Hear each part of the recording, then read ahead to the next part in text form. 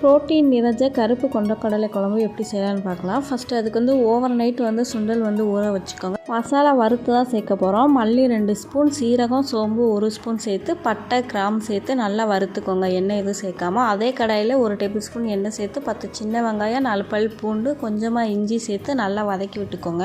தேங்காய் சேர்த்து பண்ணுறீங்க அப்படின்னா வெங்காயம் வதக்கிறதுக்கு முன்னாடி தேங்காயும் வதக்கிடுங்க. வெங்காயம் நல்லா வதங்கினதுக்கப்புறம் 2 மீடியம் சைஸ் தக்காளி அதையும் சேர்த்து வதக்கி எடுத்து வச்சுக்கிறேன். 100 ml நல்லெண்ணெய் சேர்த்து கடுகு உளுந்தம்பருப்பு நல்லா பொரிஞ்சதுக்கப்புறம் ஒரு பெரிய சைஸ் வெங்காயத்தை குட்டி குட்டியாக சாப் பண்ணி அது கூட 2 பச்சை மிளகாய் சேர்த்து நல்லா வதக்கி விட்டுக்கோங்க. வேக வச்ச சுண்டலையும் உள்ளே சேர்த்துட்டு நல்லா மிக்ஸ் பண்ணிவிட்டு நம்ம அரைச்சி வச்சுருந்த வெங்காய தக்காளி பேஸ்ட்டையும் உள்ளே சேர்த்து தேவையான அளவு தண்ணி சேர்த்துக்கோங்க. காயை சேர்த்து பண்ணுறீங்க அப்படின்னா 1 டேபிள் ஸ்பூன் எண்ணெய் சேர்த்து மிளகாய் தூள் சேர்த்து காயை நல்லா ஃப்ரை பண்ணிவிட்டு அதுக்கப்புறம் சேர்த்துக்கிட்டிங்க அப்படின்னா டேஸ்ட்டு நல்லாயிருக்கும். நீங்கள் வேணாம் அப்படின்னா ஸ்கிப் பண்ணிக்கோங்க. எண்ணெய் திரிஞ்சு வந்ததுக்கப்புறம் வதக்கி வச்சுருந்த காயை உள்ளே சேர்த்துக்கிட்டு 10 நிமிஷம் கொதிக்க வச்சிங்க அப்படின்னா சுண்டல் கறி ரெடி ஆயிரும். இட்லி, தோசை, ரைஸ் எல்லாத்துக்குமே